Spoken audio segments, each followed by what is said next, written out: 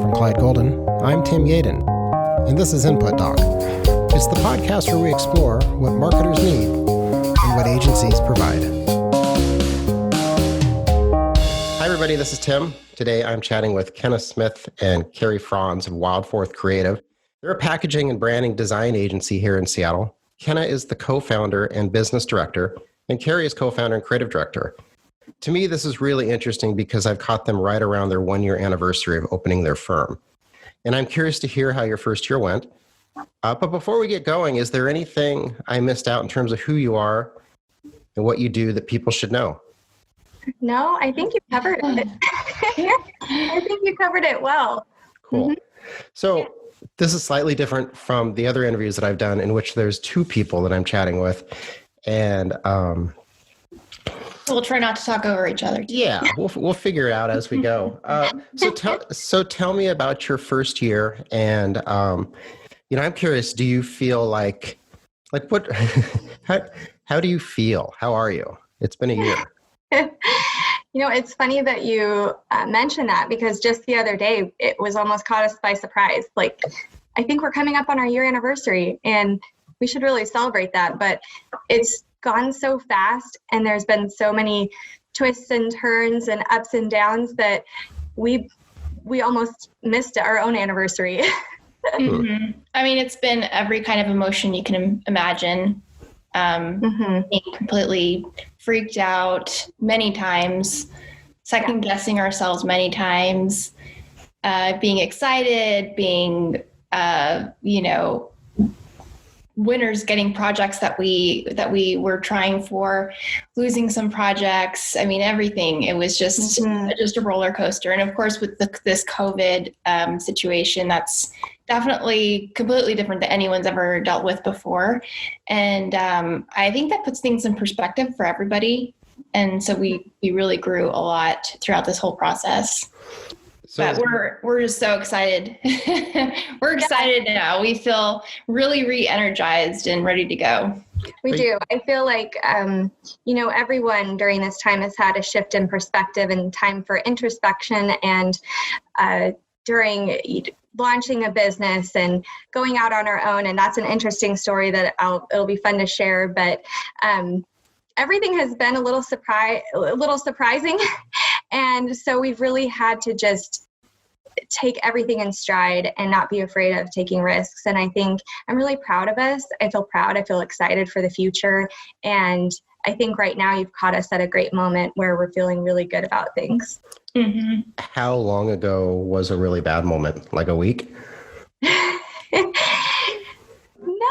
would say maybe a couple months. Couple months? Kind of in the middle of the whole quarantining, I think we were both scared. We didn't know what was going to happen, just like everybody else. We didn't know should we look for other jobs? Are we going to find more work? Are people going to be hiring graphic designers? Do they even care about that right now?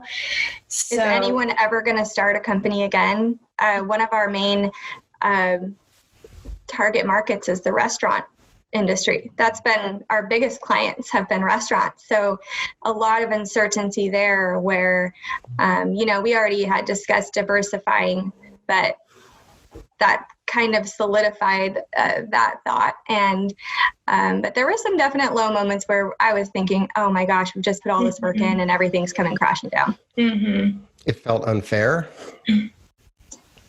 I don't think it felt unfair because, I felt in some ways a little bit lucky because we had just started.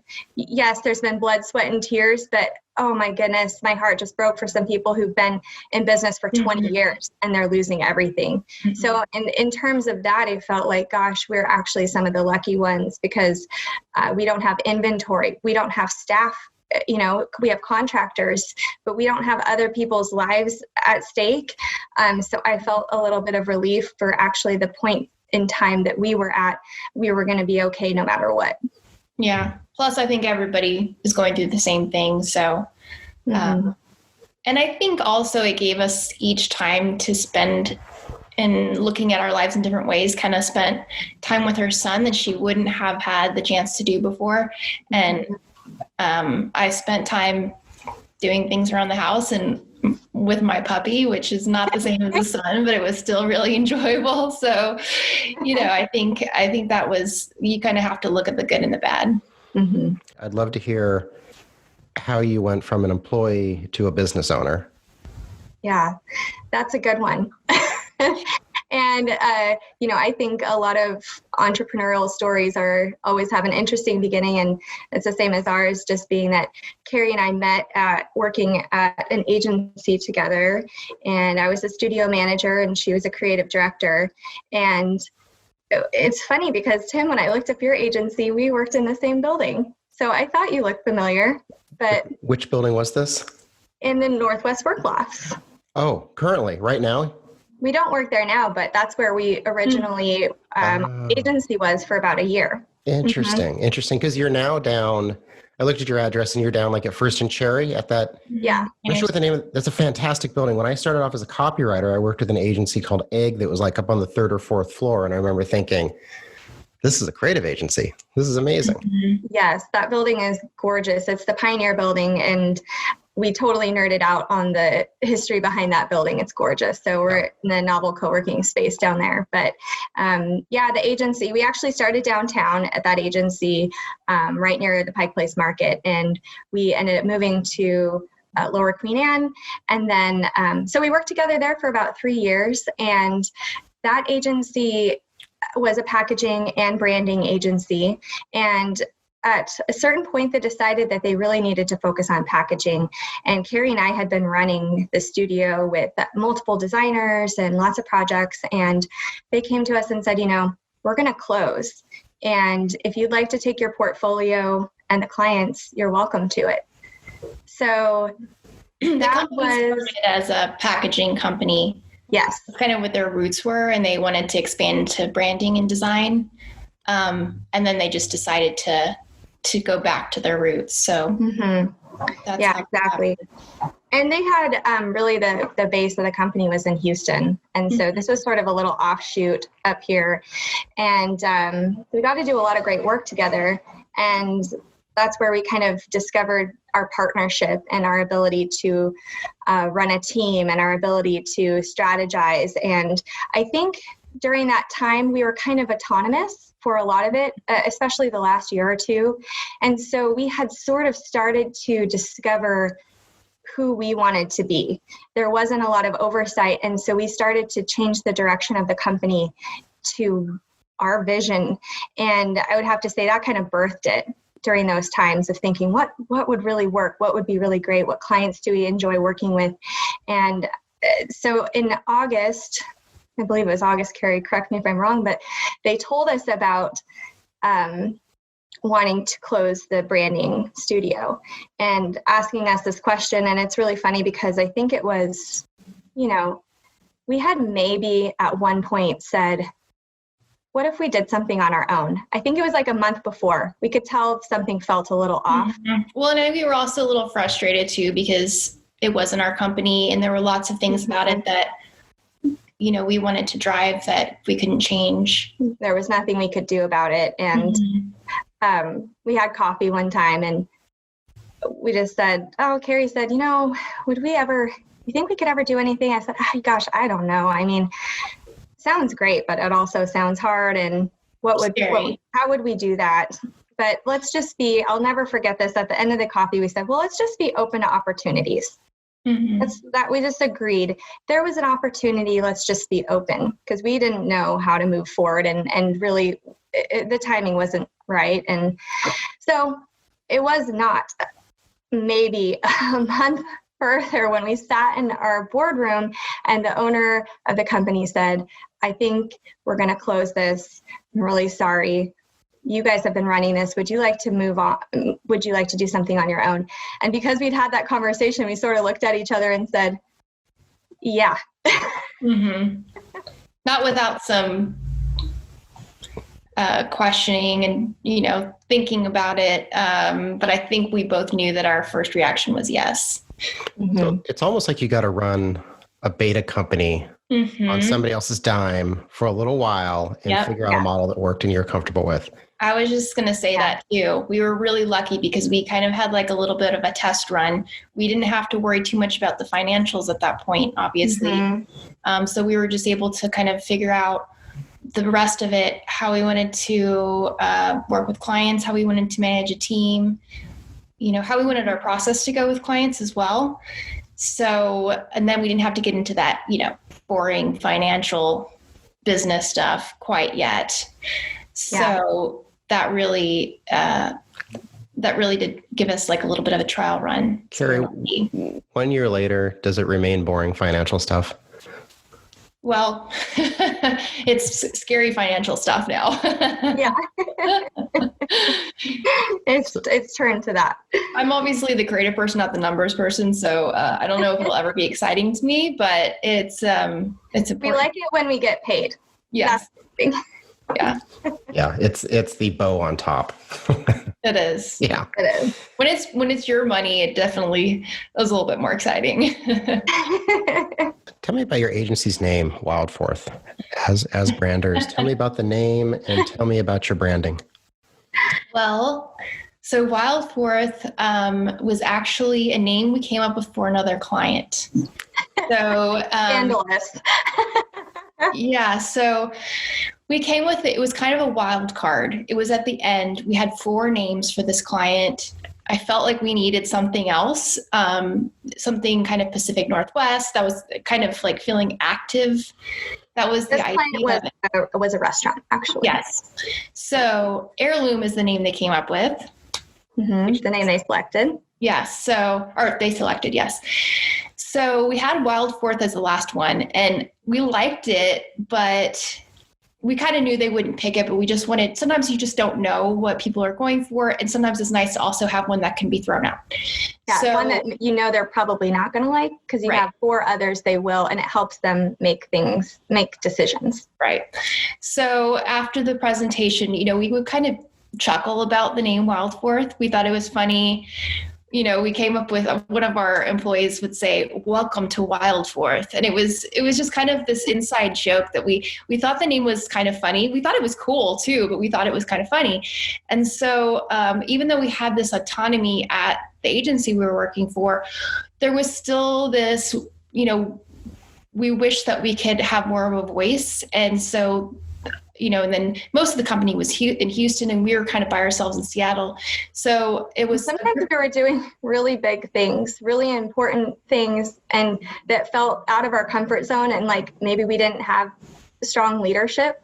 And so Wildforth became a mantra between us, like, Wildforth, you got this. And, one of our employees was doing a pitch in New York to a very well-known retailer, huge. She was, she's brilliant, but she was terrified. And I remember she sent us a picture from the lobby and said, Wildforth. And we were like, yes, you got this. Yeah. So we kind of started saying like, that's like our secret name for our group. Because we didn't really called Wildforth actually is what. Right. Yeah. So when finally we decided to open our own agency, we just kind of looked at each other and we're like, well, it's Wildforth, right? That's the name. That's totally the name. And what really kind of sealed the deal and what helped me design the branding for it and just gave me inspiration was Kenna said, it's kind of like a secret society. I mean, an inclusive secret society. So, Wildforth forever. Like that's kind of, we have past designers we've worked with, some that we still talk to that maybe they worked together, they didn't, but it's this group of women that we have kind of, included in this Wildforth forever secret society. But now it's extended into our clients, anyone that we kind of have some kind of relationship with or kind of connection with, we feel like they're kind of part of Wildforth. And, it has that kind of go after it, this stuff is hard. It's scary. Sometimes you're doing things, even this interview, I was thinking, man, I need the Wildforth right now because I've never done a podcast interview before. And, I just thought, okay, just go for it. It's Wildforth. Mm-hmm. I like it. That makes a lot of sense. You need this sort of personal mantra that just drives you ahead. Mm-hmm. Yeah, You do. Yeah. definitely. And I think it really came into play. I don't think the story, our origin story, I didn't really tell you, but we worked there from August. We found out on August 1st, we had 2 weeks to decide if we were taking this business on. We had like 2 weeks to finish up a ton of client work, and it was contingent on us being able to take our stuff. And on, it was September, what day was it, Kerry? I don't know. It kind of blends together, but it was basically a month and a half or something. And our first day we met at a coffee shop, and it was like, oh, okay, what do we, welcome to Wildforth. What do we do now? Yeah, that makes a lot of sense. So, sometimes we'll joke that Mr. Golden sends his regards, and that can mean many different things. We're love those types of jokes. You're going to want to decide this now, because you're not going to want to deal with Mr. Golden. It's not going to turn out well. I don't want to have to bring him in here to chat with you about this. That's the other part too, is not taking yourself too seriously. Yeah. That's huge. I was leery of putting my name on the wall, and I wanted something that a team could decide what it meant, or a team could fill with meaning, versus. Yeah, I was curious about that. Yeah, Clyde Golden. I have a dog named Clyde, and he'd come back to Downtown Dog Lounge, and he had tagged this as Golden, and he became Clyde Golden, and I needed a name, and I didn't want to put my name on the door, and I thought Clyde Golden looked lovely in type, and it was a name that I could say clearly, and I wasn't sure that people were going to suffer on behalf of Yaden. But maybe they would together come up with a mission and a drive, and for Clyde Golden, we could do that. I wanted something that wasn't just me, that was bigger, or potentially bigger. Right. And that's one reason behind it. And you're going to start a business, and you need a name, and somebody needs to make a decision. And I'm the only guy sitting in the room. And at a certain point, there weren't a ton of other choices. I've named lots of other things, but this one it wasn't profoundly difficult to name it. It was just like, sometimes you can't overthink it.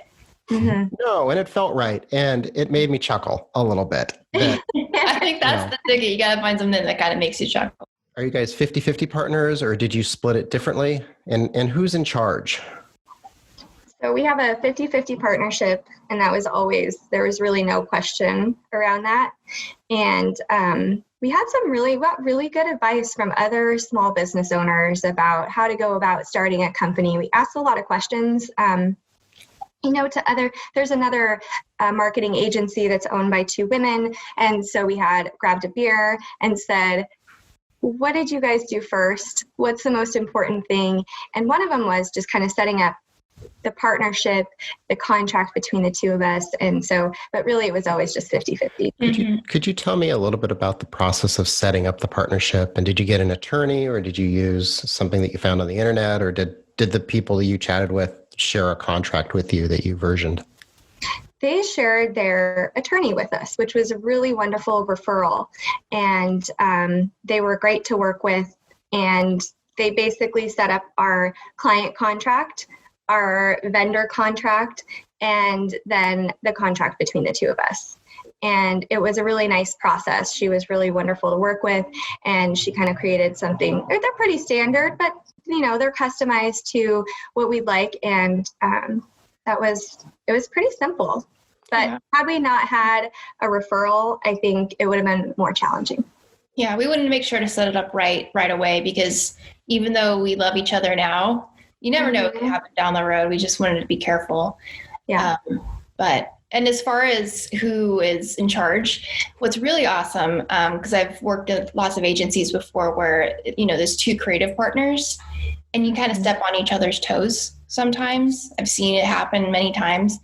What's great about Kenna and I is that,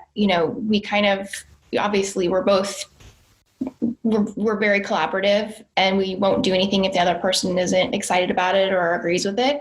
Mm-hmm. But I'm definitely more, final say with creative things. And she really drives all the business strategy decisions and like the operations as well.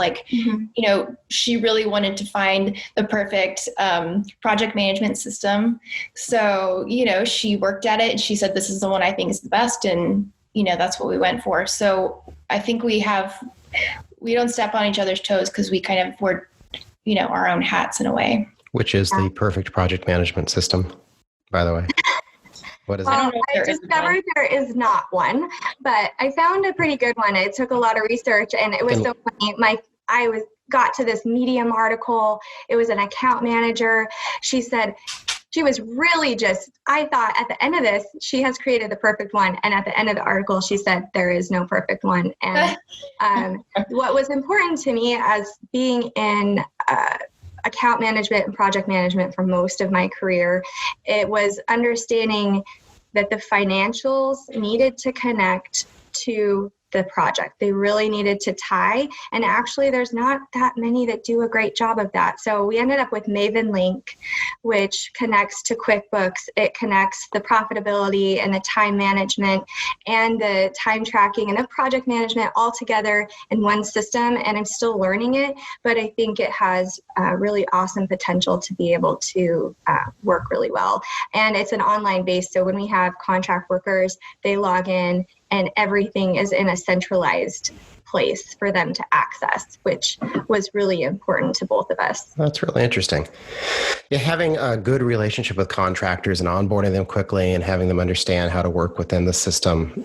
Mm-hmm. That's something I think about. I have a few pieces that they get an email address, they get a login to Notion.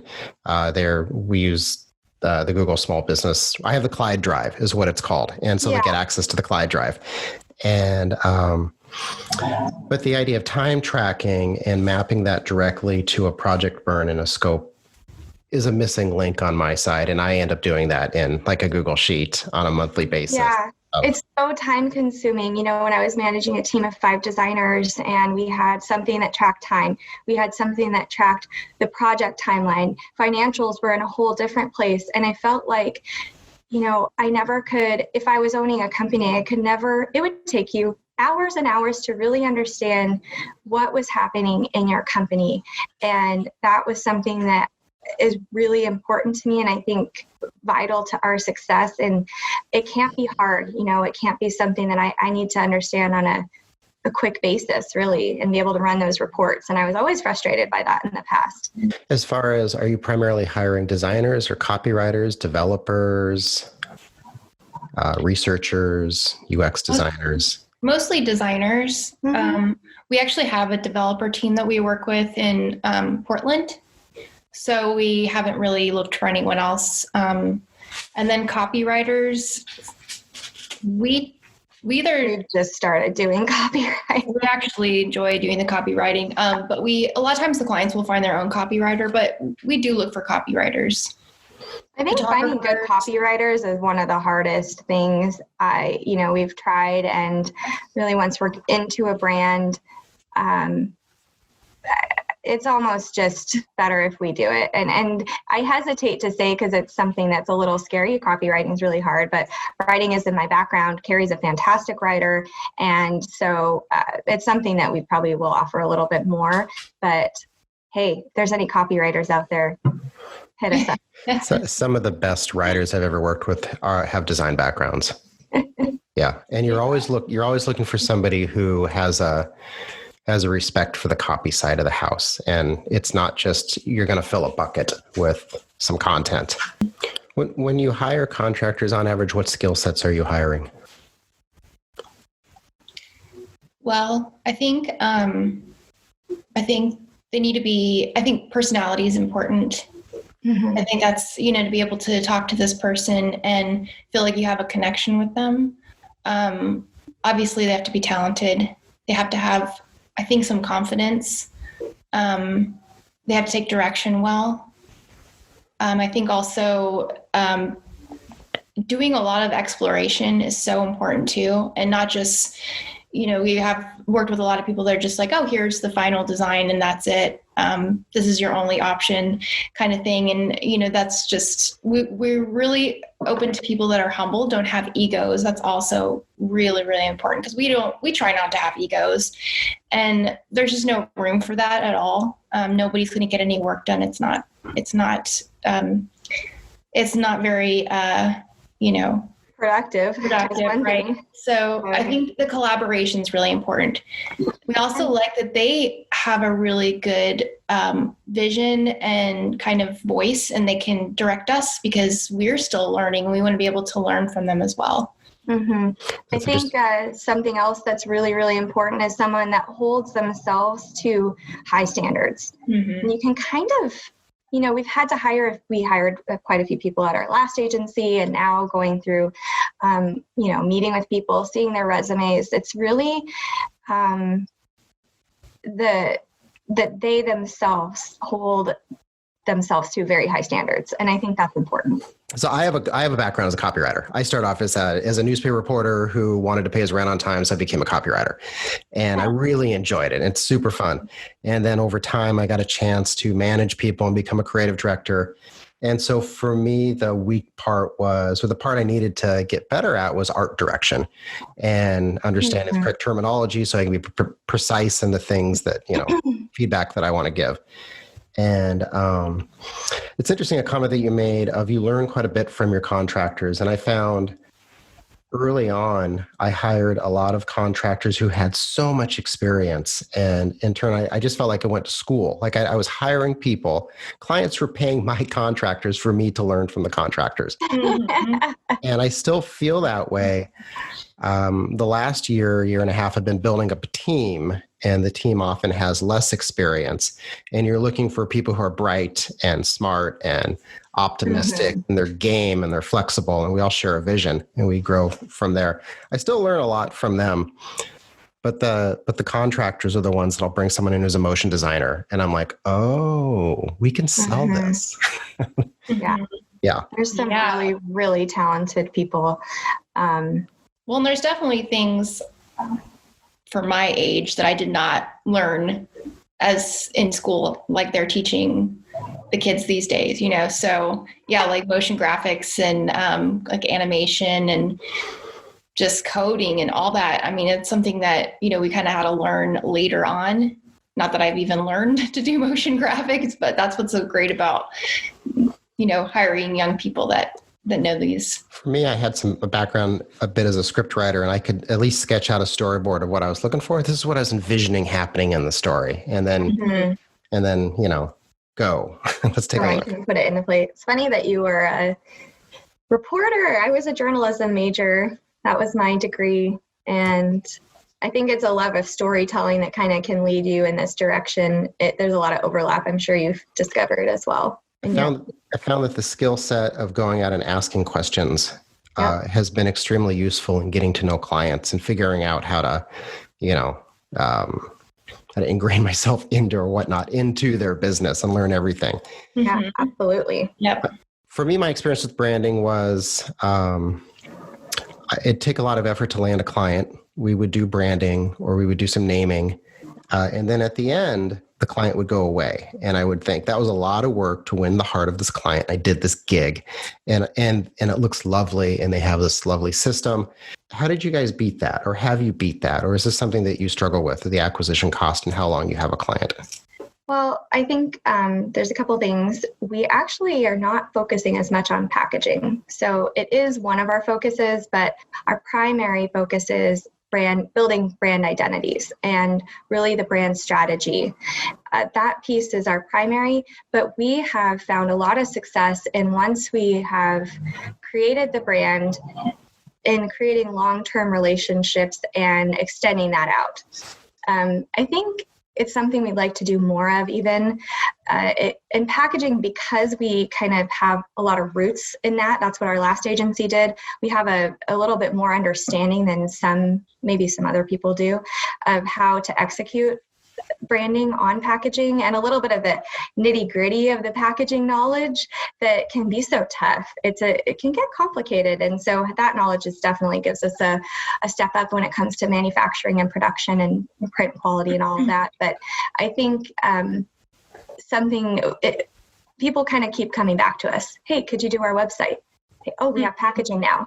Oh, wait, we need marketing collateral. Hey, so some of the clients we've worked with for years at this point, and that's what we'd like to continue to do. And there's some things that we don't do as well. And we'd love to hand those off to partnerships that we've built, trusted people that is their, like, for example, social media strategy planning. That is just not our expertise. And so we found some partners that is, and we'd love to hand it off, but still, be in there as a consultant or come in and make sure that the brand is staying consistent and looking really good as time goes on. I'm sure, Kerry, you have something to add to that. Yeah, I mean, I do think that trying to get those projects after we do the brand identity, sometimes we're successful and sometimes we're not. Yeah. I think it is always, always a challenge to figure out how to continue that relationship. And like Kenna said, we have had some that a lot of times they kind of come back later on because they realize a lot of times, they'll pay for the identity. It's amazing. They love it. And they think, okay, we'll just spend a little less and get, a small freelancer to do packaging design and do website and find their own developer that's not as expensive as ours. But a lot of times, I think in the majority of the time, they're not as happy with it in the end. And so, trying to not push people in that direction, but also kind of encourage them that this is what we can do for you. And it's really worth it in the end. It's an investment. Yeah, I think that's something we actually have recently discussed, because we used to want to say, hey, we made this brand for you. You can do whatever you want with it. Work with whoever you want. Because it felt, like this isn't ours, it's yours. Do with it what you will now. Right. Fly away, little bird. But lately, there's been a few examples of times where not only has the client been disappointed in the execution, but we've also been disappointed. We go back and look and think, oh, maybe we should have put ourselves out there a little bit more so that the brand becomes what we all had envisioned from the start. Mm-hmm. And so that was a recent conversation in saying, let's try and win a little bit more of their business since we've already built their trust and we have such a deep understanding of the branding. Do you sell work based on time and material, or do you sell flat rate, or do you do like a monthly burn? Like, how do you price what you do? And do you think it works, or do you think the client responds to it? So we do both is the answer, and it really kind of depends on the project and the client. I think lately it's been more project-based. A lot of people are coming to us and they want a brand identity, a brand strategy, a brand style guide, and they want their website. And that seems to be almost like a repeatable package that's happening. But, I think it really depends on the scale of the business. So we do think about that when we're pricing that out. How much work is this going to be? There's always the house analogy that comes to mind. Are you building a little bungalow or are you building a mansion? And so while the same pieces and some of the same work and processes involved, the size and scale and maybe type of materials and how custom it is could be different, or will definitely be different. And so price will kind of depend on that, on how much time and effort is really going to go into some of these projects. Yeah, and also it depends on the client and what they're able to spend at this point. We'll work with people if we really want to work with them. We'll try to figure out how to make it happen. So, because, you meet people and you're like, I really want to work on this project. And I think these people are awesome. I just really connect with them and we really want to make their business just be so successful. So we'll kind of, we'll make it, kind of adapt to whatever they need. Mm-hmm. We do kind of have like a stop point, though. I think in order to be successful, you have to. And we certainly are not the least expensive agency, and we won't be, because I think in order to be profitable and get the type of clients and the type of work that you want, that doesn't really work out for anybody. So for the smaller projects, we'll do time and materials, hourly rate, and kind of bid that out. So just things like brochure updates or, whatever may come, that'll just be time and materials. I spend a lot of time thinking about You're just exactly what you described. Who am I working with, and what their likely threshold is of being able to pay. When I sometimes feel like I could cut to the chase early and simply say, threshold to do a website like this on average is $85,000. Do you feel like over the course of the next 9 or 10 months, you would be in a situation to do something like this? And being a little more frank and upfront versus, or in your mind, you know where the punchline is going to go. Yeah. And part of it is just practicing saying the words $85,000 in the mirror with a straight face until you too you've come to accept what it is you know is true. And that alone, quoting an hourly rate to a client is a matter of staring in a mirror until I get it right. And I'm like, that is actually what it cost me. And I need to be honest with the face. It's true. I think being honest with yourself. I mean, sometimes I think we talk our own selves down before that we've even presented something to the client. And I think that's been a real learning curve of understanding, what does this take? What are we really putting in this? And what's the value that it will bring to the client? And I think we've had enough work at this point. And I think when you're starting out, this can be really challenging, but to have enough kind of time and be able to look back and see how you affected a business owner, how you affected their company, and what value is that to them, and how much work did we put into that, and what's it going to do for their business. And so I think over time you sort of build the confidence that like, this is worth it. And if they don't want to pay that, then they don't believe in this type of work, or it's just not possible. Maybe it would be later. So just, okay, we're going for it. And if they say no, that is okay. They're already not working with you. Yeah. Right. They're not working with you. Yeah. That's a really good point. Like, what did you lose?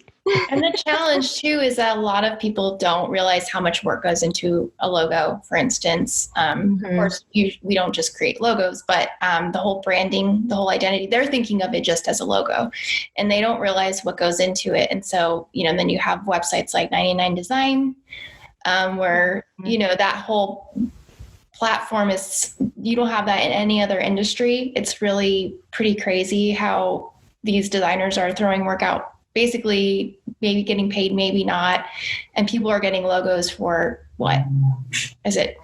$20, $1,000, I think. So, a lot. So when they see that, then they are like, you charge this much for a logo is what they're thinking, even though we explain to them, what it entails. I think that's sometimes the challenge. Some people get it and some people don't. A signal of a client that I want to work with versus I don't is someone who I have to explain the value of marketing to. If they don't already know that marketing works, and there's a reason why people spend a lot of money on marketing because it's a good investment, then I don't want to be the one to persuade them. Right. Exactly. That's a conversational signal of like, what's the value here? Yeah.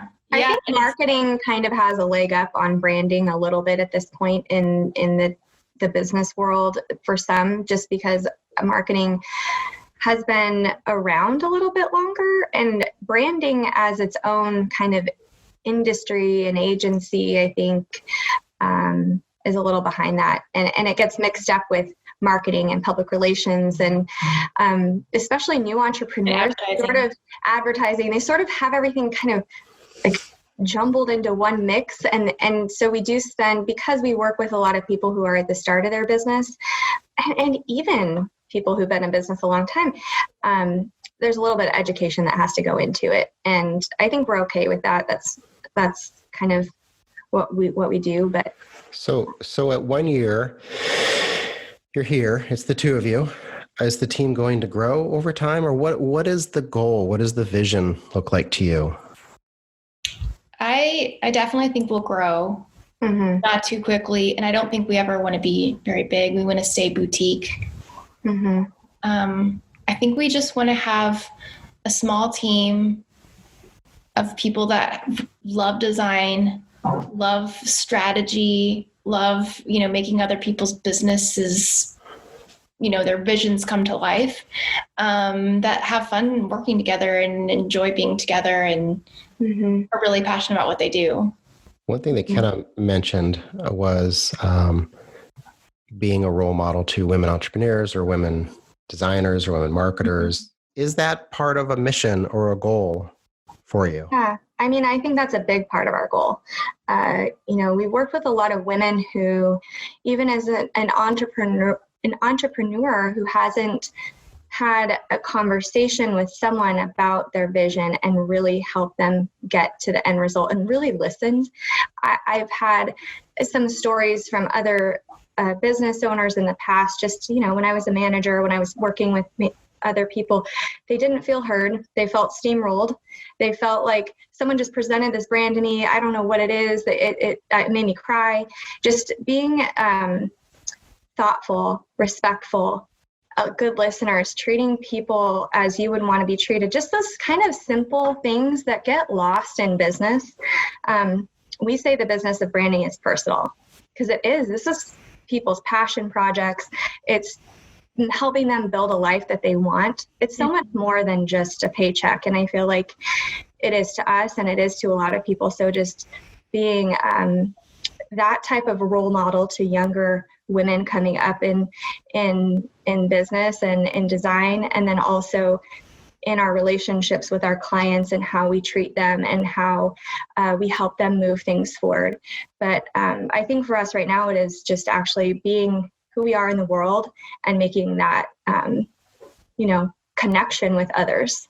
Yeah, I definitely think as we evolve, doing pro bono work for a cause that we are really passionate about and excited about, I definitely see that in the future. It's just one of those things we haven't gotten to yet, but I think it's important. Yeah, and I'd really like to form some relationships with some of the universities, or, just to create a pipeline of employees, but also just be there for them when they launch into. It was really awesome for us to see some of the designers that we work with go and work at other great big agencies and are doing wonderful things. And that just makes us so feel really good.